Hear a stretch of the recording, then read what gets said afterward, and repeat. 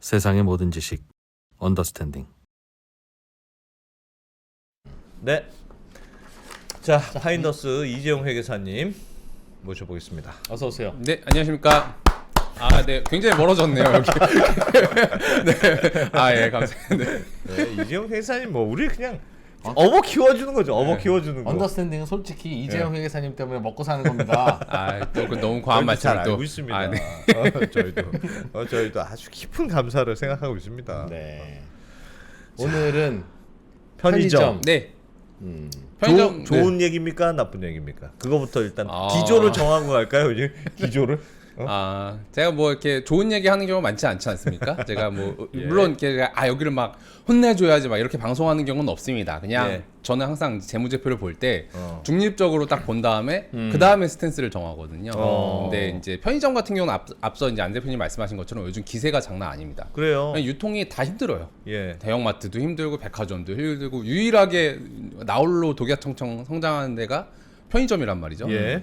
그래서 이제 편의점 얼마나 좋은가 보자. 그리고 댓글로도 제가 막 대형마트 하니까 편의점 봐달라는 분들이 많으셔가지고 예, 예. 이번엔 정말 중립적인 마음으로 어떤가? 딱 어떤가? 보고 중립적인 마음. 일단 봤는데. 보고 잘하고 네. 있으면 칭찬, 잘 그렇죠. 못하고 있으면 야단. 혼내기. 그렇죠. 아. 네. 아. 어떤 게 될지는 좀 기다려 보시죠. 선입견 없이 시작했다. 네. 시작했다. 좋습니다. 네. 네. 일단 이제 탑3 개요를 이제 한번 좀 살펴보면서 얘기를 해볼게요. 네. 자료 한번 보시면서 탑3. 네. 그 탑3 보면은 이제 물론 탑4 이마트 24도 있긴 한데 그래도 일단 시간 관계상 3개만 가져왔는데 이마트 24 벌써 제껴졌네. 네, 차이가 좀 많이 나요. 좀 나니까. 예. 미니스톱. 네. 거기도 벌써 제껴졌지. 미니스톱은 인수를 했어요. 예. 네. 네, 그래요? 미니스톱은 세븐일레븐이 인수를 해가지고 지금 이제 거의 없어지고 있는 추세고요. 네. 지금 GS25 CU가 용호 상박 맨날 이제 자기가 1등이라고 우기는 두 브랜드입니다. 그래서 매장 수 기준으로 보면은 CU가 16,787개로 1등이고요. GS는 이제 그거보다 조금 적고 원래는 GS25 좀 더 많았는데 예. 코로나 이후에 CU가 좀 본격적으로 출점을 좀 많이 했어요. 그러다 보니까 지금은 CU가 한 300개, 한 40개 정도 많은 정도의 느낌으로 보시면 될 것 같습니다. CU가 매장 수는 많은데 네. 아니 근데 이상하네. 네. 매출이 GS가 훨씬 많은데 왜 매장 그래? 수는 비슷한데요? 네. 이건 사실 GS 리테일은 편의점만 하는 회사는 아니고요. 네. 대형 슈퍼마켓도 있고, 뭐 온라인도 있고, 뭐 이것저것 있습니다. 그러다 보니까 그렇고. 대형 그래서- 슈퍼마켓까지 개수를 더해서 네. 이거다. 개수는 또 따로입니다. 요 매장 수는 편의점만이고요. 사실은 GS는 이제 GS 슈퍼마켓이라고 해서 이제 SSMP. 있죠. 네, GS 그게 프레시 같은 게 있었던 네, 것 그런 같습니다. 것들이 있어가지고 그런 거 감안해봐서 그리고 GS는 그게 있습니다. 홈쇼핑. 홈쇼핑을 합병을 했어요. 그래서 매출 자체가 많다. 네, 매출 네. 자체가 많지만 그럼 편의점 매출 1등은 CU입니까? 편의점 매출 1등은 CU인지 GS인지 자료를 한번 봐야 될 것 같긴 한데 거의 비슷합니다. 예. 거의 비슷합니다. 그럴 것 같아요. 예, 거의 한 7조 원대로 거의 비슷합니다. 뒤에 자료 보시면 나오는데 알겠습니다. 거의 비슷해서 둘이 거의 뭐 용어상박이다. 상박. 예, 그런 느낌. 그리고 이제 뒤를 열심히 따라가고 싶어서 이제 코리아 세븐 같은 경우는 미니스톱을 인수를 했어요. 예. 미니스톱이 한 2,000개 정도 넘는 매장이었는데 그걸 인수해서 하나둘 코리아 세븐으로 간판을 세븐일레븐으로 간판 바꿔 달고 있고 네. 열심히 다는 상황에서 지금 12,600개 정도로 670개로 굉장히 잘 있다. 따라가고 있다. 야, 여기 적자네, 적자. 그쵸. 세븐일레븐 가서 우리 사야 되겠네요. 저기는 네. 돈을 안 남기고 파네. 마진이 없잖아. 그거 몰라, 그거 몰라. 모르죠. 예, 물론 이제 뭐 케이스 바이 전바점이기 때문에 뭐 네. 물론 뭐 누구는 뭐 싸게 파네 비싸게 파네 알 수는 없긴 한데 코리아 세븐 같은 경우는 이제 일단은 스포 먼저 해드리면 여기는 이제 공격적인 출점을 많이 하다 보니까 네. 좀 이렇게 매장이 좀 이렇게 정돈이 좀 덜 된 느낌? 그러니까 매장이 어수선하다는 게 아니라 예. 이게 수익성 관리가 아직 조금 덜 된 느낌? 약간 아. 일단 수익성은 모르겠고 좀 더 우리는 공격을 더 많이 할 거야. 매장 출점을 할 거야. 약간 이런 느낌이고요. 그 다음에 이제 보여드릴 거는 이제 매장 수 추이를 보면 예. 여기 보시면 이제 전 이걸 보고 조금 놀랐는데요. 이게 무슨 말이냐면 2020년에 이 4개 여기선 이마트 24 제가 예. 떼어줬습니다. 좀 차이가 좀 나긴 하지만 4개 합치면은 2020년에 45,000개, 2021년에 48,000개, 22년에 52,000개가 됩니다. 야. 여기서 놀라야 돼요. 왜냐하면 와. 거의 한 10년 전부터 그 편의점은 포화설에 시달렸습니다. 예. 3만 개였을 때도 야 이거 너무 많다. 이제 포화야. 4만 개여도 너무 많다. 포화야. 근데 5만 개를 넘어섰어 이미.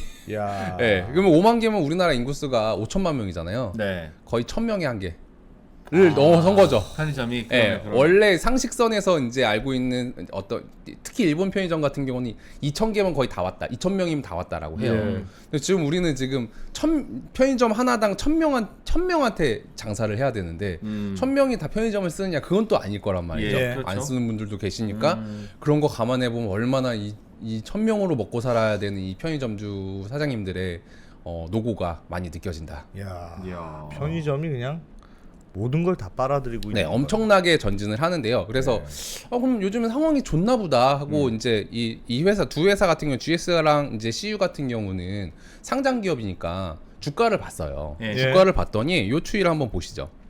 주가를 봤더니 어유. 주가 네, 안 좋네. 좋지 않습니다. 일단 동네도 쳤으면 많이 벌었겠네. 네. 네. 일단 GS 같은 경우는 2021년부터 이제 상당히 많이 4만 원대에서 상당히 많이 미끄러져 내리고요. 21년에 쫙 이제 22년에 좀 더 내리고 23년에 한 번 쫙 내리막길 꽂으면서 물론 최근에 좀 반등하긴 했지만 지금 시가총액 한 2조 6천억 원 정도고요. 예. CU 같은 경우는 그래도 한번 역시 코로나 때 한번 쫙 미끄러져요. 그러면 사람들 뭐 안 다니고 하니까 뭐 그럴 수 있겠다 싶어서 하고 그 이후에 어느 정도 성장을 하는데 다시 역시 미끄러져. CU도 2023년에 또 드라마틱한 하락을 또 보여주면서 네. 시가총액이 2조 3천억 원 아하. 정도로 보여줍니다. 야, 아니 편의점은 요즘 괜찮은 줄 알았더니 주가로는 별로군요. 거의 뭐 별로 수준이 아니라 거의 뭐 매우 슬픈 상황이라고 봐야죠. 그래서 보면은 시가총액이 2조 6천억에 2조 3천억 원?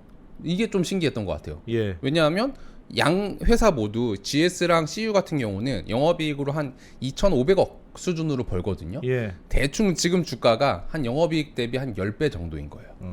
10배면 시장에서는 이 정도 주가면은 저 회사는 여기서 더 성장은 안 할 것 같아 라고 할 때 대충 영업이익이 한 10배 내외로 예. 나오거든요.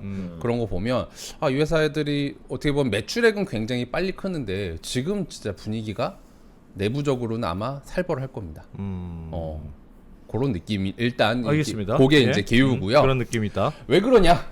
왜 그러냐를 보려면 좀 디테일을 봐야죠. 왜 그러냐를 보기 위해서 제가 GS부터 조금 더 네. 살펴보면서 말씀을 드리도록 하겠습니다. 예. 네, 일단 GS랑 이제 GS랑 CU로 말씀드릴게요. 그냥 GS랑 CU가 이제 BGF 리테일이니까 예. CU가 편하니까.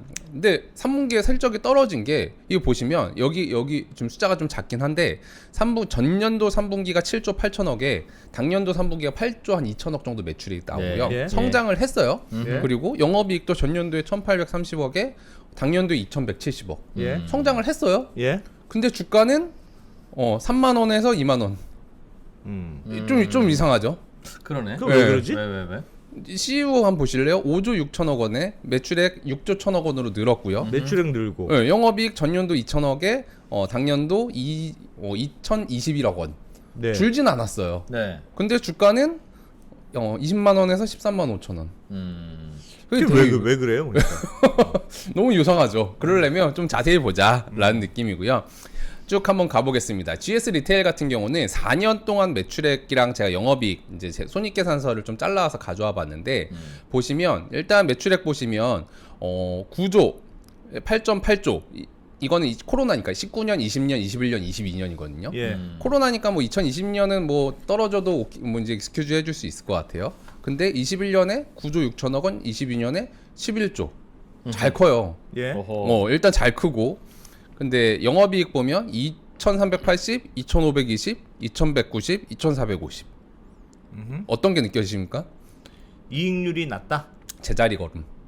매출은 어떻게 보면 9조에서 11조까지 무려 이제 2조 이상이 커질 동안 예. 영업이익은 계속 제자리 걸음이거든요. 매우 경쟁적인가 보죠, 상황이. 엄청나게 경쟁력이 있긴 하죠. 아. 네. 일단 그것도 당연히 맞는 말씀이고요. 그리고 매출 원가율 보면 매출 원가율도 78%대에서 77%, 74%뭐 나쁘지는 않은 것 같아요. 물론 예? GS 리테일은 편의점만 있는 게 아니라서 좀 복합적으로 좀 봐야 되긴 하지만 일단 요것만 보고 드는 느낌은 일단 성장은 계속한다. 예. 1년에 막 1000개씩 늘어나니까 예. 성장은 계속하는데 영업이익이 거의 한 2천억에서 2,500억 사이에서 그냥 약간 못을 박아놓은 것처럼 안 변한다. 그러네. 예, 신기하죠. 음. 예, 왜 그럴까? 왜 그럴까? 왜 그럴까를 보려면 요거를 보면 조금 힌트를 보실 수 있을 것 같습니다. 그 원래 유통업은 이런 거 아니에요? 아니죠. 왜냐면 그거 먼저 말씀드리면 편의점은 도대체 왜 그렇게 매장 수에 집착을 할까요? 매장 수. 네. 매장 수가 늘어야 매출이 느니까. 그쵸. 그것도 있는데 네. 유통이잖아요. 매장 수가 늘면 늘수록 바잉 파워가 생기죠. 그러니까 싸게 납품 받을 싸게 수 있다. 사와서 이게 팔면은 이제 마진을 많이 남길 수 있는 사업이기 때문에 예. 먹태깡도 좀 더 받을 수 있고. 그렇죠. 힘 바잉 파워가 생기니까 1등을 하는 게 너무너무 중요한 거예요. 그러다 보니까 각 이제 편의점 이제 본사에서는 매장 수 늘려서 CU랑 지금 GS 리테일 싸우는 것처럼 야, 우리가 1등이야. 우리가 1등이야. 아니면은 세븐일레븐도 야, 이거는 뒤처지면 안 되겠다. 야, 우리 미니스톱 되게 비싸게 사거든요. 막 사오고 막 이래요. 매장 수가 중요한 이유는 그런 건데, 근데 여기서 이상한 거는 아니 그럼 매장 수 늘렸으면 매출액 늘어났고, 근데 영업이익은 왜 떨어지는 거야? 왜 떨어지는 거야? 그게 이제 어떻게 보면 오늘 드리고 싶은 말씀의 어떤 핵심 메시지, 핵심 왜? 퀘스천이죠. 왜 영업이익률은 요 모양이냐? 여전히. 영업이익률은 나쁜 건 아니에요. 뭐 1년에 뭐 2천억씩 따박따박 버는 회사가 나쁜 회사는 아니지 않습니까? 예. 근데 매출액은 저렇게 끊임없이 뭐 연에 10% 가까이 성장을 하면서 예. 왜 영업이익은 거의 4년째 왜 제자리 걸음이냐? 그러게. 예. 매출이 늘어나면 예. 바잉 파워도 생기고 그렇죠. 네. 규모의 경제도 생겨서 그렇죠. 이익률이 늘어나야 되는데 그래 쿠팡처럼 막 50%씩 남기고. 예. 힘을 좀 보여주고 자꾸? 50%는 아니 네. 아니고요. 사오는 사람한테 네, 그렇다는. 네. 예. 어쨌든 그런 생길 것 같은데 예. 어떻게 하냐? 그래서 보통 이제 대기업 재무제표를 볼 때는 제가 자세히 보기를 좀 힘듭니다. 왜냐하면 이 대기업 재무 거의 막 10조 넘는 회사의 재무제표를 볼 때는 예. 정말 수많은 부서들의 어떤 재무제표가 합쳐져 있는 느낌이기 때문에 사실 뭐 여기서 어떤 비용이 있고 어떤 비용을 분석하는 거는 네. 쉽진 않아요. 그래서 제가 이제 대기업 재무제표를 볼 때 제일 좋아하는 주석 중에 하나가 영업 부문입니다. 부문. 네, 예. 부문별로 부문별로 도대체 보자. 얼마를 예. 파냐. 그 예. 추이만 보면 대충 흐름을 알 수 있을 것 같다. 예요. 이거 한번 보시죠. 어디서 돈을 까먹고 있는 것 같기도 하고. 까먹는 친구들이 일단 보이기 시작합니다. 예? 이거 보면은 여기에 윗줄이 매출액이고 밑에 줄이 영업이익이거든요. 편의점을 보시면 제일 왼쪽에는 편의점을 보시면 편의점은 6조 8천억, 6조 9천억, 7조 2천억, 7조 7,800억. 역시 예. 매우 꾸준하게 성장을 하고요. 예. 다만 여기가 지금 영업이익이 2,560에서 끝단은 2,190까지 역시 매출액은 느는데 영업이 줄고 주네. 있어요. 이거 보고 조금 좀 이상하다 라고 하고 있고, 슈퍼마켓은 대략 한 200억 정도 그냥 따박따박 벌어주는 캐시카우 역할을 예. 잘 해주고 있고요. 개발은 이제 부동산 개발 쪽인 것 같아요. 여기도 한 200억씩 따박따박 벌어주는 느낌으로 가져오는데 홈쇼핑을 이제 21년 중간에 합병을 했습니다. 예. 원래 GS 홈쇼핑 별도의 법인이 있다가 합병을 하면서 이제 중간에 들어오다 보니까 매출액이 6천억밖에 안 잡혔지만 2022년에 1조 2천억을 팔면서 1,420억 역시 수익성 야. 좋다. 야. 역시 홈쇼핑이 돈 많이 벌어주는 남아. 거는 안 죽었네. 안 죽었다. 홈쇼핑 아직 안 죽었습니다. 안 죽었는데 그럼 근데 누가 우리를 억제하느냐? 두 가지가 있죠. 첫째는 디지털. 디지털이 뭐죠? 디지털이 뭡니까? 이커머스입니다. GS에서 이커머스를 있어 합니다. 이런 GS 반응이 나오니까 자꾸 사이즈. 네, GS 뭐 프레시샵 막 이런 거 있습니다. 예, 인터넷 홈페이지가 있어요? 있죠. 홈페이지도 있고 세상에. 앱도 있죠. 홈페이지가 네, 있죠. 그러니까 돈을 까먹지. 근데 거기가 매출액 1,500억에 이제 영업 적자 마이너스 1,100억. 네, 대충 이제 분위기는 아시겠죠? 여기서 한번 확 까먹고. 여기서 일단 1,000개 까먹었어요. 예. 이게 홈쇼핑 그 홈페이지 아닌가요? 홈쇼핑 홈페이지 아직 아닙니다. 아니에요? 별도로 이제 아. GS 리테일사에서 하고 있는 홈쇼핑은 잘 법니다. 예. 뭘 하길래 이렇게 까먹을 수 있지? 저도 잘 모르겠어요. 안 써봐서 모르겠는데 네. 들어가려고 가봤더니 올해 서비스 종료한다고 뜨더라고요.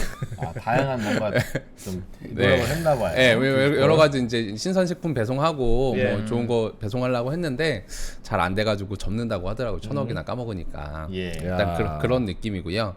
그 다음에 보시면 자료 살짝만 띄워주시면 호텔 같은 뭐 경우는 경기 좋죠. 예. 지금은 2022년에 이제 위드 코로나 이후에 호텔 경기 좋아져서 영업이익 700억, 뭐 예. 23년은 더 좋습니다. 이야. 호텔은 인터컨티넨탈 호텔 가지고 있습니다. 호텔 많이 남네. 그래서 괜찮습니다. 호텔은 원래 이게 호황기에 많이 벌고 불황기에 야. 많이 잃어버리는 게 호텔이니까 여기는 좀 괜찮고요. 예. 근데 문제 기타가 뭡니까? 피자도 1,000억 해먹네. 문제 기타가 1,200억. 자잘하게 돈이 나가는 건가? 예. 기타가 뭘까요? 기타는요 뭐냐면요, 일단 뒤에 먼저 보여드리면 이 종속 기업들이 쫙 있는데 예. 여기 제 색깔 칠해놓은 부분들이 이제 기타거든요. 예. 기타 보시면 주로 어디서 많이 까먹냐면 여기 어바웃팻. 지지난 시간에 팬 얘기했었죠. 애완동물. 펫으로 먹고 살기 힘들다. 예. 그리고 10x10에서 한 50억 까먹고. 아이고. 예, 그리고 뭐 기타 뭐 내부적인 서비스 어떤 뭐 용품이 있고 뭐 이런저런 것들이 있는데 얘가 뭐 이것저것 투자를 많이 하기로 유명합니다. GS가. GS가. 그러다 보니까 신사업들을 많이 추진을 하는데 신사업이 2022년에 유달리 안 좋았어요. 물론 21년에도 안 좋았지만 예. 20년이나 19년에도 안 좋았지만 22년에 유달리 안 좋았습니다. 유달리 안 좋다 보니까 어떻게 보면 편의점이랑 홈쇼핑에서 열심히 2천억, 1,000억씩 벌어오면 이제 이커머스에서 1,000억 까먹고 기타 여러 가지 종속 기업들이 힘을 합쳐서 1,000억씩 까먹고 네. 그러다 보니까 약간 이제 억제하는 거지 이제 약간. 이게 편의점이 늘긴 느는데 네. 이게 그래도 언제까지 늘 거에 대해서 불안한 거지 스스로. 그러니까 네. 이것도 해보고 디지털도 해보고 뭐 이런저런 사업 해보는데 할 때마다 까먹고 그런 거 아니겠습니까? 비슷합니다. 아. 네. 결국은 이제 다들 한계라고 하잖아요. 이게 4만 점, 5만 점이면 다 왔다. 그렇지. 조금만 더 가볼까, 조금만 더 가볼까 그런 거지. 가긴 가는데 이제 가면서도 이제 불안한 거죠. 왜냐면 어떻게 보면 매장이 3만 개일 때랑 5만 개일 때랑 이렇게 전국적으로 네. 경쟁률이 되게 달라질 거잖아요.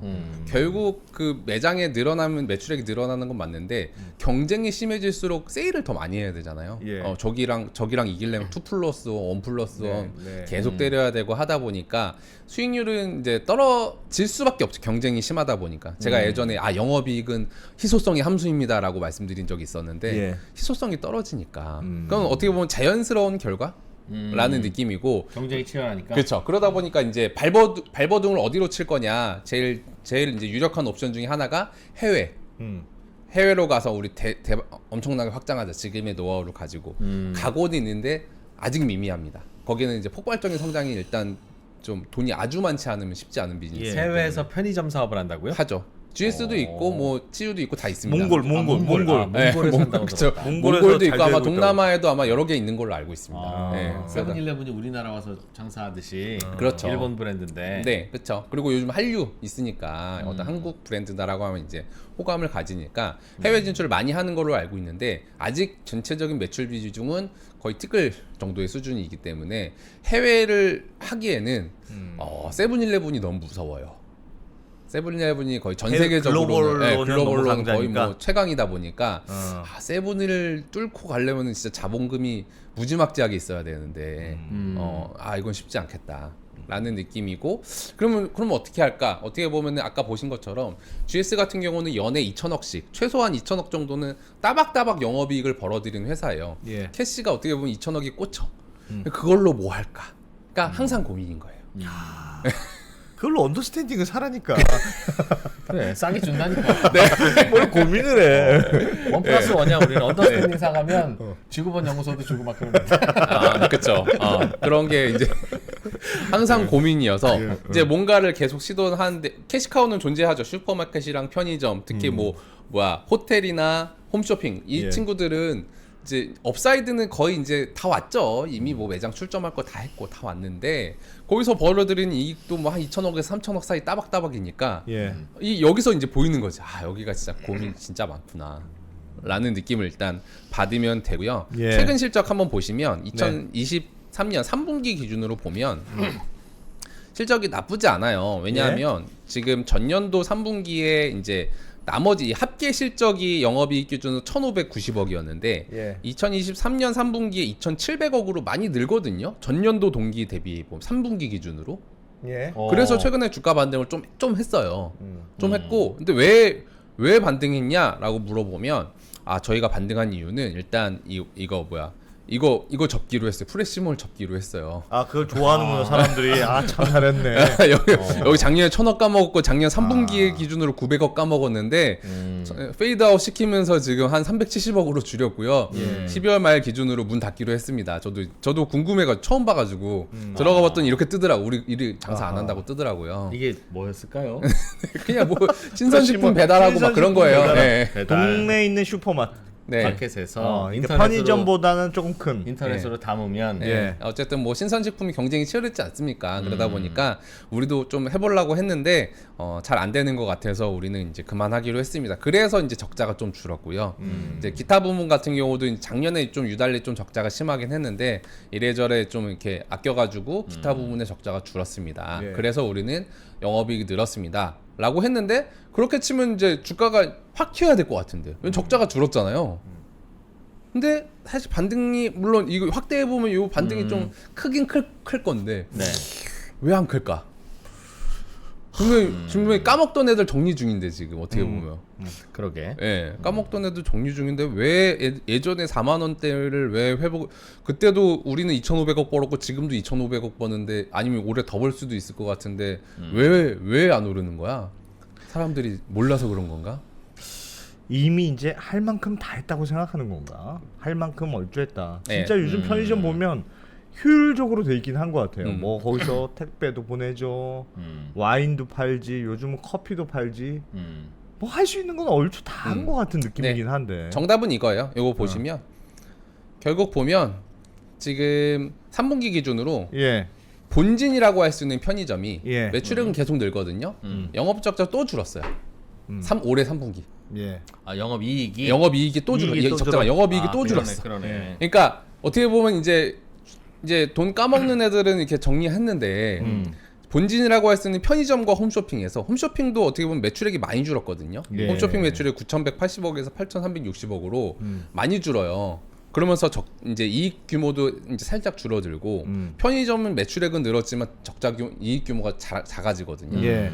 그러니까 주가가 안 오르는 이유는 그거죠. 그러니까 이제 정리한 건 알겠어. 그동안 어떻게 보면 이제 까먹는 자녀들 이제 정리한 건 알겠는데 정리하고 있는 건 알겠고 그러고 본진이 보니까 흔들린다. 본진이 잘 나가야지 되는데 어떻게 보면 출점 이미 뭐 5만 몇천 개면은 거의 이제 다 왔고 물론 더 갈 수도 있겠습니다만 예. 사실상 우리나라 인구 구조나 경제 규모 따져봤을 때 사실상 거의 다 왔고 더 이상 늘리는 거는 뭐 그냥 매장이 늘어나는 거지 어떤 우리의 어떤 유통 소비량이 늘어나는 건 아니니까 한계가 존재하는데 그럼 거의 뭐 다 온 거 아니야? 라는 느낌으로 이제 주가가 움직이고 있는 거 아닌가? 예. 저는 그렇게 판단을 했고요. 그 다음 말씀드리고 싶은 거 마지막으로 말씀드리고 GS와 관련해서 마지막으로 말씀드리고 싶은 거는 현금 흐름입니다. 그 회사가 어떤 의도를 가지고 성장하냐, 앞으로 뭐 할 거냐를 보고 싶으면 돈을 보는 게 제일 솔직합니다. 돈을 어디에 쓰고 있는지. 네, 돈이 어디서 흘러 들어와서 어디로 흘러나가지를 보면 그 회사가 미래에 뭘 하고 싶은지를 판단하는데 제일 중요한 지표가 되거든요. 그렇지. 예. 네. 그 돈은 거짓말을 못 하니까. 예. 손익은 살짝 거짓말 할 수 있어. 거짓말까지는 아니지만 뭐 어. 손익은 뭐 이래저래 이벤트로 이제 조절은 가능한데 예. 그래서 저는 항상 현금 흐름표를 보는데 현금 한번 보시면 어떻게 움직이냐면 예. 일단 기본적으로 영업활동 현금 흐름에서 7천억 정도를 번다고 이제 22년, 21년 기준으로 돼 있거든요. 캐시 기준이에요. 예. 근데 이게 사실 요거는 좀 걸러서 봐야 되는 게 이제 구독자분들도 이 회사가 그럼 캐시를 7천억 벌나 보다 하면 안 되고요. 이 회사는 참고로 매장이 엄청 많잖아요. 네. 매장이 엄청 많다 보니까 임차료를 엄청 많이 내거든요. 예. 임차료는 이제 회계 기준에서 리스라는 이름의 기준서를 채용을 하는데 네. 지금 그 임차료로 나가는 거는 재무 활동에 꽂힙니다.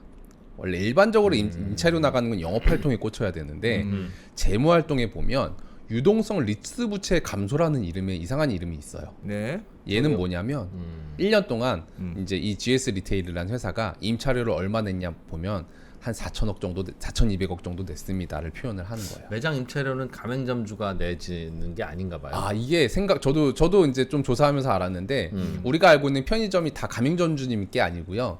한 40% 내지는 그 이상은 본사 직영이요? 직영이요? 아, 그러니까 그래요? 이게 가맹이 두 가지예요. 완전 가맹이 있고 위탁 가맹이 있는데 위탁 가맹은 뭐냐면 이제 본사가 건물주랑 계약해가지고 내가 임차료 내고 뭐 인테리어까지 하고 가맹점주를 모시는데 가맹점주한테 최소한의 투자 금액만 받아요. 아, 그 대신 노동력만 제공하고 거의 월급처럼 받아가세요. 월급까지는 아닌데 배분을 이제 몇 대 몇으로 할 거 아니야 해서 박하게 완전 하는구나. 가맹이면은 조금 가맹점주한테 우위로 가져가는데 이런 위탁 가맹 같은 경우는 점주가 되게 이제 작게 가져가는. 예. 예. 즉 리스크를 본사가 부담을 한다는 거죠. 그게 한 좀 뭐 정확한 비율은 표시는 안 합니다만 업계에서는 한 4-50% 정도 된다고 얘기해요. 그런 거 보면 우리가 뭐 16,000개 매장 중에서 거의 뭐 한 꽤 많은 비중, 꽤 많은 비중을 본사가 부담하기 때문에 임차료를 내는 게 엄청나게 큽니다. 그게 한 4천억 정도 된다. 그래서 영업에서 한 7천억 버는 것 같아도 실질적으로 우리 통장에 꽂히는 건 한 4천억 정도. 이제 그 임차료 주고 3천억 정도, 2-3천억 정도 결국 캐시로 남는데 그거는 또 다 내 거냐? 그건 또 아니에요. 왜냐하면 계속 이제 매장을 리뉴얼하고 신규 매장 출점하고 하려면은 유형 자산을 취득해야 되거든요. 그 유형 자산이 다 그 비품이나 인테리어 이런 것들인데 그것도 연에 한 3,600억씩 씁니다. 즉 지금 GS 리테일 같은 경우는 2022년, 21년 기준으로 캐시로 예를 들어 영업 활동에서 7천억 벌고 거기서 한 4천억 정도를 임차료 내고 3천억 정도는 다시 매장을 리뉴얼하거나 신규 출점하는데 유형 자산 지출하고 사실상 캐시가 거의 남는 게 없긴 해요. 근데 그 와중에 배당금도 한 1,000억 정도 줘야 되고 그리고 지금 보시면 여기 숫자 이게 뭐냐면 네 이거 표시해 드리면 공동기업 및 관계기업 투자 취득에 물론 2022년에는 많이 안 썼어요. 169억 정도 썼는데 2021년에 3,770억과 연결병용 변동으로 470억을 쓰죠. 거의 4천억을 넘게 쓰거든요. 와, 저게 뭡니까? 이게 주로 이제 투자 종속기업이나 관계기업 주식 사는데 쓰는 돈이에요. 그러니까 신규 사업 투자. 엄청나게 써요. 예를 들면 이런 것들, 요거 자료 한 번만 보여주세요. 이런 것들 이제 주로 GS가 꽂힌 아이템이 세 가지. 물론 더 많긴 한데 메이저로 보면 한 세 가지 정도 있는데 첫째는 이제 펫 사업. 네. 펫 사업에 뭐 한 정확하게는 모르겠지만 지분 취득이나 유상증자 대여금 같은 거로 900억 이상 쓴 900억 이상 쓴 것 같아요. 예. 그리고 부릉이라고 해서 퀵커머스 퀵커머스도 500억 이상 썼고요. 요기요 최근 이제 이건 2021년에 이제 많이 꽂힌 게 요기요 때문인데 이제 딜리버리 히어로가 이제 배달의 민족을 소유를 못하게 돼 공정위원회에 소유 못하게 되니까 팔았잖아요. 예. 그 중에 이제 한 30% 정도를 GS 리테일이 가져가고 나머지가 PE가 가져가는데 여기도 한 3천억 씁니다. 근데 이분들의 공통점이 다 어려워요. 네, 펫 사업 어렵지. 부릉 지금 거의 뭐 없어졌지. 그리고 요기요 같은 경우도 좀 요즘 분위기가 안 좋아서 최근에 뭐 CEO 바뀌었다라는 기사도 뜨지. 이런 거 보면 결국은 이제 GS 리테일은 노력을 많이 합니다. 왜? 그러니까 어떻게 보면 넉넉한 살림은 아니에요. 이게 돈이 버는 건 아닌데 영업이익 2천억 벌고 사실은 거기서 뭐 내년을 위해서 뭐 매장 인테리어 새로 하고 신규 출점하고 하면 사실상 배당도 주고 하려면은 캐시가 없지만 예. 그 와중에도 막 500억, 1,000억, 2,000억씩 따박따박 새로운 사업을 투자를 하면서 발바둥을 치는데 잘 안 될 뿐이다. 안 되네. 뭐가 안 되네. 네. 무슨 이유인지는 모르겠는데. 편의점 본체도 줄어들고 있고. 그건 경쟁 치열 때문에. 그렇죠. 이것저것 다른 데도 투자하는데 네. 그것도 애매하고. 네. 어떻게 보면 약간 하여튼 잘 안 되네. 그러면 겉으로 보이는 거에 비해서는 네. 약간 미래가 약간 불투명하군요. 그렇죠. 이게 여기서 뭔가 이렇게 투자권 중에 하나 터져서 새로운 캐시카우가 이렇게 무럭무럭 자라나야 되는데 네, 좋은데. 네, 씨앗은 자꾸 뿌리는데 씨앗도 어떻게 보면 넉넉해서 뿌리는 게 아니라 어떻게 무리해서라도 막 뿌리는데 뿌리는데 이게 잘 자라지가 않는 거예요. 회사의 의지는 있네요. 뭔가 의지 있어요. 미래를 준비하고자 하는 의지는 매우 있는데 투자 엄청 많이 합니다. 이걸 뭐 어떻게 뭐라 하기가 좀 어려워요. 안타깝네. 열심히 하는데 잘 안 된다. 근데 언더스탠딩이 뭐라고 할 만한 건 아닙니다. 그래도 영업이익이 2천억이 납니다. 그렇죠. 2천에 1년에. 와. 시가총액은 2조가 넘습니다. 야. 그러니까 뭐 몇 천억 손해 봐도 한 1, 2년 벌면 또 메꿔지는 사업인 그렇죠. 겁니다. 네. 언더스탠딩이 걱정입니다. 뭐 뭐라고 하는 뭐 말을 못 합니까? 그러니까요. 그래서 어떻게 뭐라 할 수, 그러니까 좋은 회사죠. 왜냐면 따박따박 그래도 영업이익 2천억씩은 벌어들일 만한 역량을 충분히 보유했고. 그러면서 새로운 산업에 자꾸 진출하는데 그쵸. 그 성과가 아직은 잘 안 보이는. 언더스탠딩에 투자를 했었어야지. 네. 아, 그냥. 그러게. 그럼 오늘 이 주에 안 하잖아. 우리가. 그러니까요. 이게 약간 뭐 열심히 하는데 아쉬운 경우다. 그래서 좀 뭐 시간 관계상 빨리 가볼게요. 지금 뒤에 주어진 얘기도 많아서 예. CU 얘기 한번 좀 더 짧게 하면 될 것 네. 같은데 CU 한번 보시면 CU도 비슷할 것 같은데? 비슷해요. 네. 참고로 CU는 이제 BGF 리테일 같은 경우는 올인 편의점 올인 다른 거 없어요. 아, 우리는 편의점이다. 편의점과 관련된 물류 회사 말고는 없습니다. 그래서 여기도 매출이 잘 늘어나요. 5조 9천억에서 예. 7조 6천억까지 멈추지 않고 계속 갑니다. 와. 멈추지 않고 계속 가고 영업이익률도 조금씩은 늘어나네요. 여기도 어떻게 보면 3.3% 정도로 어느 정도 유지가 돼요. 그래서 괜찮네. 어떻게 보면 여기는 그래도 한 1,900억, 1,600억, 1,900억, 2,500억으로 2022년까지 분위기가 나쁘지 않거든요. 예. 괜찮아요.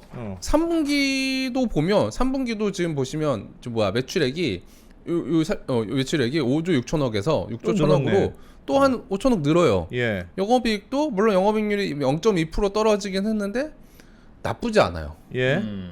그런 거 보면 신기하다. 네. 그러니까 어떻게 보면 이제 이거는 이제 이 주식이라는 거는 미래를 고려를 한 거잖아요. 예. 지금 보건데 어쨌든 이제 시장에서는 이제 뭐라 그러지? 이 편의점은 다 왔다. 다 왔고 지금 어떻게 보면 지금까지 공격적으로 출점하고 있는데 여기도 어떻게 보면 BGF도 3분기 기준으로 실적이 떨어졌는데 아마 뭐 4분기는 잘은 모르겠지만 예. 뭐 더 안 좋아질 거다. 여기서 그러니까 당신들의 영업이익은 한 2천억대에서 2,500억 사이가 거의 맥스다. 라고 하고 있는 걸로 일단 보여요. 그리고 더 매장이 늘어나기도 쉽지 않으니 뭐 늘어는 나겠지만 늘어난다고 해서 영업이익이 늘어날 거냐?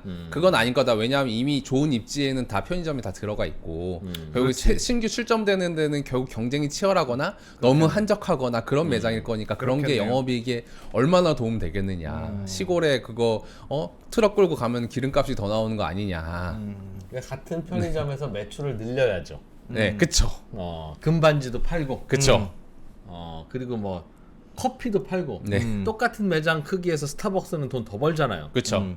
그러니까 이미 종업원도 있겠다. 음. 스타벅스처럼 맛있는 커피를 팔고, 그럼 되죠. 그쵸. 그게 이제 어려우니까. 예전에 KFC 같은 데는 네. 돈 더 번다고 영업 시간을 늘렸거든요. 그러니까 임대료는 똑같이 내는데 영업 시간을 늘리니까 매출이 늘어났어. 그렇지. 근데 편의점은 24시간 이미 하고 있잖아. 더 늘릴 게 없다. 늘릴 네. 게 근데 땅치는 여러 가지 않아요. 이게 상품 기획 측면에서 이제 숙제들이 좀 있을 것 같아요. 지금 평균 이제 매장당 평균 매출이 한 6억대 정도 나오거든요. 예. 근데 6억이면은 사실은 예전에 제 방송할 때 BHC도 6억이라고 했어요.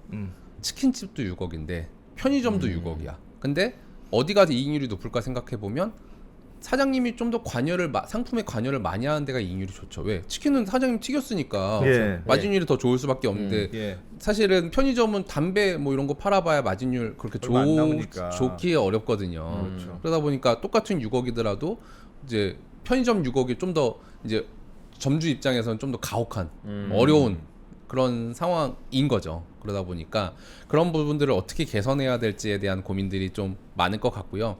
그리고 이 다음 장표까지 조금 더 이어 설명드리면 CU 같은 경우는 비슷하긴 한데 한 1,000억 정도 빠지긴 하는데 영업활동에서 6천억 정도 법니다. 예. 6천억 정도 벌고 리스 부채, 즉 차입금이래. 임차료를 한 2,500억 정도 내요. 그래서 한 3, 4천억 정도 남아요. 거기다가 유형자산 한 2천억 정도 취득하니까 한 1,000억에서 한 200억 정도 남아요. 이거 배당금 주고 아무것도 안 해요. 아무것도 여기는 네, 여기는 아무것도 안 해요. 그러다 보니까 요 밑에 장표 살짝만 포커싱 해주시면 아무것도 안 하는 단적인 그 차이가 어디서 나오냐면 차입금에서 차이가 있구나. 연도별 차입금에서 BGF 리테일은 약 1조 원 정도를 유지하거나 상승하고 있습니다. BGF 리테일은 차이가 없어요. 약간 이제 굉장한 차이네. 두 편의점의 전략이 명확하게 달라지죠. 아. 일단 우리 여기 CU는 우리는 뭐 편의점만 할래. 굳이 뭐 정신없이 뭘 또 이것저것 사고 뭐 그래. 그냥 이자 내는 것도 아까운데 그냥 벌어서 배당하고 그냥 따박따박 그냥 편의점에 올인하자. 오히려 그냥 편의점 하나 올인. 약간 요런 느낌이고 GS 리테일은 그래도 우리가 해봤는데 이게 좀 미래가 없는 것 같아. 이것저것 막 대출 받아가지고 1조 원 대출 받아가지고 이것저것 시도해보고 안 되면 또 이제 또 다시 또 이제 새로운 거 해보고 약간 요런 느낌으로 둘이 색깔이 완전 다릅니다. 그러네요. 다르다. 그런 이야, 점에서 보면 재밌네요. 네, 그래서 그러다 보니까 이제 오히려 이제 주식시장에서는 이제 BGF 리테일이 주가가 더 안 좋은 게 어떻게 보면은 이제 변동성 측면에서 보면 이제 주식은 원래 변동성을 먹고 자라지 않습니까? 근데 CU는 유달리 변동성이 없는 거야. 그냥 매출액에 영업이익률 3.3% 따박따박 벌어가긴 하는데 어떻게 보면 이제 편의점 거의 이제 원툴이다 보니까 편의점이 만약에 이게 사양 사업이 되고 이제 성장이 멈추면 이게 CU는 좀 그럴 것이다. 그렇죠. GS는 그래도 C라도 여기저기 뿌리니까 준비라도 해보는데 여기서 이제 그래도 뭔가 터지면은 이제 좀 그리고 여기 뭐 홈쇼핑도 있고 그런데 근데 그러다 보니까 시장에서는 CU를 조금 더 이제 안 좋게 보고 있는 걸로 저는 이제 흐름에서는 보여요. 뭔가 미래를 준비하는 게 좀 없다. 네, 그런 느낌이고요. 그 다음에 이제 코리아 세븐 사실 드리고 싶은 말씀이 많지는 않습니다. 이건 장표 하나인데 여기는 여기도 보면 코리아 세븐 같은 경우는 지금 매장이 매출액이 한 4조에서 시작해서 이제 2019년에 4조에서 시작해서 2022년에 5조 4천억 원으로 여기도 역시 매장 수의 증가에 따라 따박따박 늘어나는데 영업 적자고요. 그리고 여기는 이제 로열티도 한 몇백억 내야 되고 본사에 세븐일레븐이다 보면 로열티도 몇백억 내야 되고 이래저래 이제 가혹합니다. 그리고 매출 원가율도 상당히 높고 계속 높아져요. 그 말인즉슨 이제 제품을 팔 때 마진율을 계속 붙이지를 못한다는 뜻이거든요. 즉 구매력이 뭐 이렇게 매장 수는 늘어나지만 결국은 이 매장들이 어떤 매출액이 많이 늘어나는 매장, 적게 나오는 매장이 있을 테니까 매장은 늘어났지만 그 매장들의 평균적인 어떤 질이라고 해야 되나요? 그런 부분들이 이제 떨어진다라고 볼 수 있을 것 같습니다. 매출원가가 그렇게 높지는 않은 것 같은데요? 매출원가 79%면 다른 편의점들은 막 다 80% 되고 그러길래. 그렇죠. CU 같은 경우가 81% 정도 나오는데 이제 어떻게 보면은 코리아 세븐 같은 경우는 이제 매장을 빠르게 늘리다 보니까 좀 뭐 감가상각비라든지 인건비라든지 투자금 판관비 비중이 이제 어떻게 보면 규모에 비해서는 좀 더 커요. 그 말은 싸구려 물건 갖다 놓는다는 뜻이네요. 그건 아니죠. 그건 아니죠. 똑같은 라면 팔고 똑같은 우유 파는데 이제 어떻게 보면 매장당 효율이 덜 나온다는 거죠. 그러니까 매출 원가가 코리아 세븐일레븐은 80이고 그럼 CU가 85라면 CU는 85에 가져와서 100에 판다는 얘기고. 그렇지. 코리아 세븐은 80에 가져와서 100에 판다는 뜻인데 똑같은 물건을 코리아 세븐이 싸게 갖고 올 수 있어요 라고 하면 똑같은 물건일 수 있겠다라고 이해가 되지만 그렇죠. CU가 싸게 갖고 오면 더 싸게 갖고 오지 코리아 세븐이 싸게 갖고 올 리가 없는데 더 싸게 갖고 와. 그러니까 100을 팔았는데 82 원가였다는 건 그냥 싸구려 제품 갖다 놨다는 뜻이 아니냐. 내가 표현이 좀 막 가슴 철렁할 수는 있으나 살짝 그렇지 않냐. 틀린 얘기 아니지 않습니까? 뭐 아예 통으로 보면 그럴 수 있는데 이게 워낙에 취급하는 제품이 워낙 많고 특히 세븐일레븐 같은 경우는 PB가 꽤 많거든요. 과자 같은 거 보면 PB 제품 엄청 많아요. 그러면 사실 원가를 낮출 수 있죠. 그러니까 싼 제품. 그렇죠. 뭔가 어감이 좀 그래서 그렇지. 아예 틀린 말은 PB. 근데 나쁜 제품이라고 그랬습니까? 싸구려라고. 싹 우려. 그래서 이제 정정하죠. 동일 품질의 저렴한 제품을 갖다 놓고 판다. 그렇죠. 뭐 그런 느낌으로 보지만 어쨌든 매장들이 좀 빠르게 늘어나고 아직은 좀 이게 어수선해가지고 이익률이 좀 안 나는 거긴 하지만 결국은 이제 매장당 효율을 좀 높여야 될 숙제가 있긴 하다라는 네. 느낌이고요. 그 다음에 이제 제가 그럼 이것만 딱 펼쳐놔서면 이제 이 회사들이 어떻게 해야 돼? 아까 이 프로님 말씀하신 것처럼 매장당 매출액을 늘리면 되는 거 아니야? 많이 팔면 되지. 그렇습니다. 네. 결국 해답은 그거예요. 그러니까 다른 사업을 다각화해가지고 그거를 캐시카우로 키우는 방법, 아니면 해외로 진출해서 해외에서 막 성장하는 방법 또 있는데 그게 둘 다 잘 안 된다고 하면 결국은 이 원래 하고 있던 사업에서 원래 매장당 매출액이 6억이었으면 내년에 7억, 내후년에 8억 뭐 이런 식으로 네. 성장하는 게 결국은 베스트긴 하죠. 근데 어떻게 보면은 지금까지 이제 국내 편의점 본사들은 잘은 모르겠는데 지금 어떻게 보면 편의점이랑 본사 입장에서 보면 고객이 둘인 거예요. 하나는 가맹점주, 하나는 최종 소비자. 예. 둘인데 이제 뭐에 포커스했냐라고 생각해 보면 지금까지 요 숫자만 보면 가맹점주한테 포커싱을 했다라고 전 느껴져요. 누가 가맹 본사가. 본사들이. 네. 왜냐면 왜냐면 점주들은 하고 싶어하는 점주 워낙 많으니까 그냥 출점하는 거는 되게 어떻게 보면 공격적으로 이제 해올 수 있었는데 예. 이제 두 번째가 이제 최종 고객인데 두 분은 세 가지 네 가지 편의점 중에 어디 선택해서 가는 데가 있으세요? CU, GS, 세븐일레븐 중에 네. 그냥 가까운 데 가죠. 그쵸. 네. 그게 이 시장의 문제인 거죠. 그냥 눈앞에 있으면 갑니다. 가까운 굳이- 편의점이 최고긴 한데 굳이 CU를 찾으러 가거나 굳이 GS를 찾아가지는 않죠. 근데 사실 서울 시내에서는 애지간한 편의점 3대 편의점은 걸어서 갈 수 있을 정도로 몰려 있긴 하거든요. 아. 그래도 한 걸음이라도 덜 걷는 데로 갑니다. 그렇죠. 아니 그런 건 있어요. 네. 어디 김밥은 어디가 좀 맛있어. 그쵸. 이런 거 있습니다. 편의점이 네. 그렇습니다. 있죠. 삼각김밥이 예, 삼각김밥이 어디 네. 게 좀 더 맛있어. 이런 거 있어요. 어디가 더 맛있어요? 그거 알려드릴게요. 진짜? 진짜. 참고로 저는 GS의 팝콘을 좋아합니다. 그런 그런 아이템들이 다 그런 거. 있긴 있는데 있어요. 그 킬러 아이템이 있어요. 네. 아. 그래서 다들 무슨 연새우빵 뭐 이런 네, 거 하는 네. 게 그거 사러 우리 편의점 오라고. 그 연새우유 크림빵은 특정 편의점에 그렇습니다. 그렇습니다. 있긴 그렇구나. 있습니다. 근데 그게 이제 대중 완전 이제 넓게 퍼져서 어필되지 않고 예. 대부분의 사람들이 모르겠고 그냥 가까운데 뭐 예전에는 뭐야 KT나 SKT 할인해 주는데 약간 이런 식으로 이제 생각을 많이 했는데 요즘 통신사 할인 혜택도 많이 줄어들고 하다 줄었어요? 보니까 네. 하다 보니까 그냥 가까운데 가는 경향이 많고 오히려 막 뭔가 이렇게 화제되는 아이템들은 많이 안 나오는 느낌이 들어요. 그게 어떻게 보면 업계의 가장 큰 숙제고 그래서 이제 가까운 나라 편의점의 왕국이라고 하는 이제 일본을 한번 봤죠. 일본은 진짜 편의점 뭐든지 왕국이- 맛있어 정말.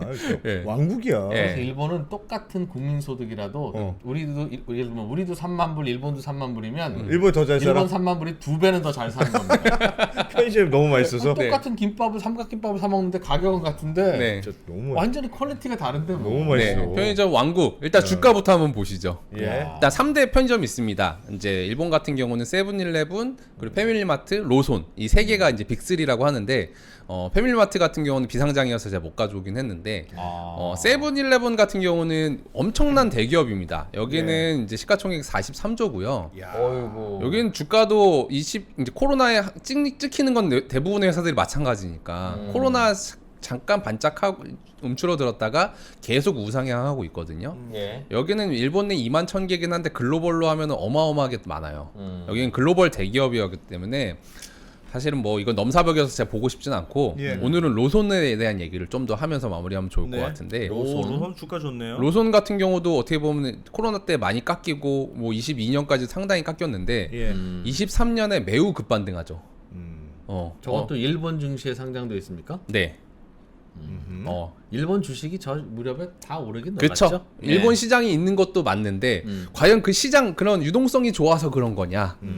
그건 사실 그건 아니겠죠. 왜냐하면 또 실적이라는 게 또 따로 있으니까. 예. 그래서 실적을 한번 보자. 일단은 보면은 지금 로손 같은 경우는 지점수가 14,000개거든요. 예. 참고로 아까 보여드린 GS25나 저기보다 작아요. 네. CU보다 일본 작아요. 내에 있음에도? 일본에 14,000, 우리나라는 지금 그러네. 16,000개씩이라고 그랬는데, 근데 시가총액은 여긴 6조고 앞서 두 회사는 2조거든요. 어떻게 높아요 이렇게? 네. 영업이익도 따블이네. 영업이익도 따블입니다.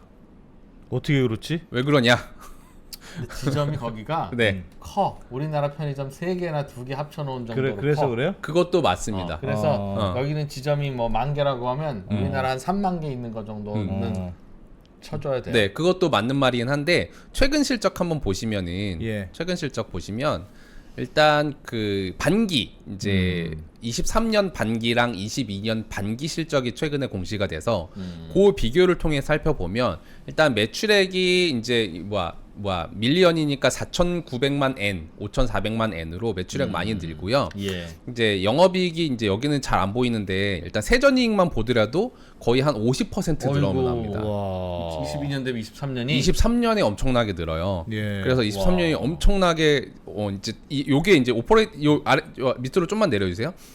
이 오퍼레이팅 프로핏이라고 하는 게 영업이익인데 네. 영업이익이 어떻게 보면 360만 N에서 530만 N으로 상당히 많이 늘어나는 걸 볼 수 있고, 근데 예. 특이사항은 뭐냐면 여기는 지금 보시면 이 토탈 넘버 스토어 개수가 예. 14,655개에서 14,619개로 줄었네요. 줄어요. 어머나. 얘는 계속 줄어요. 작년에도 줄었고 이제는 뭐 계속 줄이는 중이에요. 근데 영업이익률은 거의 어닝 서프라이즈라고 할 정도로 와. 굉장히 많이 느는데 뭘 팔았지? 자동차를 팔았나? 로손에서? 그게 왜 그러냐? 제가 또 IR 자료를 또 찾아봤죠. 예. IR 자료 보면은 예. 분석을 해줍니다. 어. 여기 이 정성 이게 일본 회사들의 IR 자료에는 제가 정성을 많이 느끼는데 한국 회사는 IR 자료 이런 게 없거든요. 분석을 해줘요. 우리는 설명을 해줘야지. 그래. 네, 설명을 잘 해줘요. 숫자만 던져 우리는. 이게 사실은 그 대기업들의 내부적인 자료에 이런 거 다 있거든요. 외부로 공표를 안 할 뿐인데 네. 일본 회사들은 이런 거를 이제 꼼꼼하게 공표를 해줘요. 예. 이게 뭐냐면 저희는 원래 올해 반기 기준으로 345억 엔을 벌고 싶었어요. 예. 근데 올해는 지금 530억 엔을 늘었어요. 벌고 말았어요. 실제로 우리가 계획했던 것보다 180억 엔을 더 벌었거든요. 예. 왜 그런가 살펴봤더니 지금 보니까 이제 스토어에서 얻을 수 있는 피가 170만 불이 계획보다 이게 작년도보다 늘었고 실제 계획보다 20억 엔이 늘은 거고요. 마케팅 효율화 해가지고 한 45억 엔 더 벌었고요. 전기세 좀 아껴고 효율화 해가지고 이것도 좀 20억 엔 더 벌었고요. 기타 IT 기술 활용해서 10억 엔, 뭐 종속기업들도 이래저래 힘을 합쳐가지고 35억 엔 더 벌었어요. 이런 식으로 조목조목 우리가 계획 대비 왜 잘 벌었는지, 작년보다 왜 잘 벌었는지를 표시를 해주는데 이게 되게 어떻게 보면 되게 좀 이제 감동적이다. 공시를 이렇게 해야 되고 사실 핵심은 얘거든요. 이 프랜차이즈 스토어에서 이제 차지비가 왜 늘었냐라고 물어보면 여러 가지 설명은 나오는데 요거 뭐 이제 문장으로 보면 좀 헷갈리니까 다음 페이지를 통해 설명을 드릴게요. 이제 여기가 이제 어떤 걸 경험했냐면 이제 2020년에 주가 폭락했잖아요. 예. 폭락하면서 여기 지금 글씨가 이제 작게 써져 있어서 잘 안 보이실 수 있는데 로손 그룹 스위핑 트랜스포메이션 이그제큐티브 커미티, 즉 스위핑 뭔가 휩쓰는 거잖아요. 네. 트랜스포메이션 뭔가 대변혁 위원회 같은 걸 만든 거야. 네. 야, 안 되겠다. 이거 네. 야, 이 코로나로 우리 다 죽겠다. 이게 이제 2020년에 성과가 꺼지니까 대변혁 위원회를 하나 창립을 한 다음에 예. 그 다음에 무슨 변화가 일어나냐면 여기 보시면 이제 매출 카테고리가 비상대책위원회네. 비상대책. 비대위를 설치했어요. 예. 비대위를 설치해가지고 비대위에 대한 내용 뒤에 좀 더 나오는데요. 네. 여기 보시면 이게 2019년 기준으로 코로나 전에 우리가 이 모든 카테고리를 100개씩 팔았다고 치면은 네. 우리 2022년, 23년에는 카테고리를 좀 달리할 거야. 어떻게 달리할 거냐면 지금 어떻게 보면 여기 이제 오버 더 카운터 패스트푸드라고 돼 있는 게 예. 키친을 만들어요. 주방을 만들어서 따뜻한 음식 팔 거야. 그리고 즉석 조리한 거 우리가 만들어서 팔 거야. 그 음식을 원래 2019년에 한 100개 팔았다고 하면 이제는 110개 팔 거고. 그리고 이야. 우리가 흔히 했던 뭐 라이스 누들 일반적인 기존에 했던 것들은 비중을 줄이면서 디저트 같은 거 늘리고 푸드 아이템을 늘릴 거야. 우리를 이야. 치면 편의점 와서 라면 더 먹게 컵라면 하고. 뜨겁게 물 붓지 예. 말고 예. 끓여 먹어. 아르바이트 형이 저 라면 끓여줄게. 조그만 주방이 있어요. 조금 거기서. 더 내. 예. 그런 거란 거네. 그런 거 만들어줘요. 만들어주면서 그렇지. 계속 이제 그런 즉석 조리 식품이나 그런 살아있는 음식 비중을 늘리겠다. 알바생 아주 그냥 가루가 되겠구나. 가루가 되겠죠.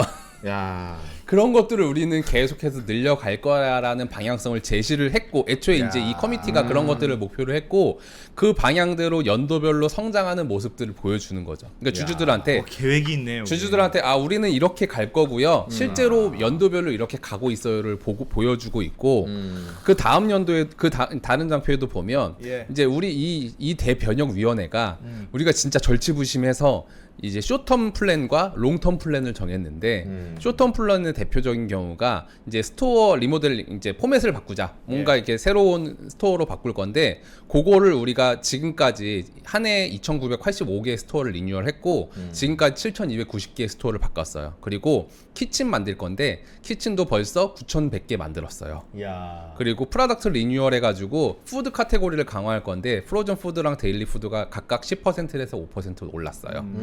그리고 무인양품 각 매대 한쪽에다 무인양품 매대를 만들어가지고 양말, 칫솔 우리가 일상적으로 쓰는 편의점에 쓰는 거 이제 듣도 보도 못한 브랜드 거 사지 말고 무인양품 거 사드릴 수 있게 해드릴 거예요. 부가가치도 많은 거 산다. 판다. 와서 어떻게 보면 무인양품 것도 좀 사십시오라고 해가지고 그래서 각 스토어의 매출액이 2022년 기준으로 1.9% 올랐어요. 그것도 모자라서 앞으로 할 수 있는 것들 프로젝트들 굉장히 많아요. 그래 스타벅스랑 제휴해서 밤 네. 9시 이후에는 GS 편의점에서 스타벅스 커피 팔아요. 4,000원, 5,000원씩 받고 그럼 되지. 네, 그렇죠. 어떻게 보면 이제 IR제로에서 약간 감동이 느껴지지 않습니까? 와, 그러면 되겠네. 쇼텀 플랜, 롱텀 플랜을 보여주고 그걸 네. 정량화된 지표로 보여줘요. 우리 1년 후에 2년 후에 매장 리뉴얼 몇 개 했고요. 앞으로 몇 개 더 할 거고요. 그래서 매장당 매출액이 얼마 올랐어요. 근데 이건 되게 일본 특유의 그 효율화, 막 어떻게든 있는 거를 가지고 효율화하려는 노력이 보이네요. 그렇죠. 이제 어떻게 보면 이제 우리보다 앞서서 편의점 산업이 발전을 했고 예. 이제 그 고점을 미리 경험을 한 거잖아요. 미리 경험을 하다 보니까 이제 여기서 우리가 매장 수 늘리는 거는 답이 아니다. 그러다 보니까 야 이제는 우리 대변혁이 진짜 필요하다. 라는 측면에서 가는 진짜 거죠. 근데 일본은 편의점 직원들이 훌륭한 것 같습니다. 훌륭하죠. 이걸 다 해내는 직원들은 그럼, 진짜 대단한 거 아닙니까? 그래서 그런지 모르겠는데 로손 편의점에 외국인이 많다고 하더라고요. 아니 줄 서잖아요. 막 네.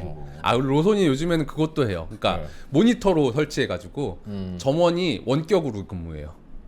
왜 뭐 때리고 뭐 충돌 있고 이런 거 하지 말고. 그런 건 아닌데 그러면 이제 세 점포를 다 할 수 있으니까. 할 수 있으니까. 그쵸. 새벽 3시에는 손님 없으니 이제 경력 단절료나 집에서 근무하고 싶은 분들 같은 경우 이제 모니터 크게 설치 그런 실험도 요즘 하고 있거든요. 노도강은 네. 너네 셋이 다 맡아. 네. 강남 3구는 4명이 해. 예. 그러니까 캐셔 사람 대신- 역할을 이제 자동화도 하지만 예. 그 원격으로 화면으로 이제 인사도 드리고 이제 CS도 할 수 있도록 이제 그런 식으로 이제 배치도 하고 좋네. 다양한 시도들을 굉장히 많이 합니다. 제일 중요한 거는 이 상품을 도대체 고객이 똑같은 가격으로 더 만족하려면 뭘 해야 되냐. 예. 즉, 우리는 이제 유통업을 넘어서 이제는 진짜 제조업, 진짜 뭔가 우리가 이 알맹이들을 우리가 만드는 회사가 될 것이고 그게 부가가치를 창출할 거야. 라는 측면으로 성장을 일본 편의점은 하고 있고 한국은 아직까지는 안 돼. 거기까지는 못 가고 있는 것 같다. 맛있는 음식 해야 되는데요. 도시락이나 이런 거 네. 맛있게 만들어야 되는데 또 미안한 얘기 하나 하면 우리나라는 왜 도시락이 안 되는지 압니까? 왜요?